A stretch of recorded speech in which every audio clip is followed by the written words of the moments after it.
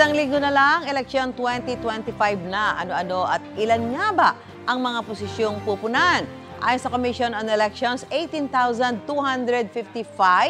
ang kabuuang bilang ng national and local positions ang pupunan. Sa Senado, 12 senators ang kailangang iboto. Sa Kamara naman, 63 na party list at 254 na district representatives ang kailangang punan. Sa mga lalawigan, 82 ang kailangang iluklok bilang gobernador at vice-gobernador, 840 naman bilang mga miyembro ng sangguniang panlalawigan.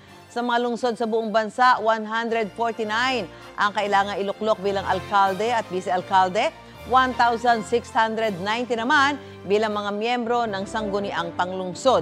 Sa mga bayan, 1,493 posisyon sa pagka-alkalde at pagka-vice-alkalde, 11,948 naman para sa mga miyembro ng sangguniang bayan. Gusto mo bang mauna sa mga balita?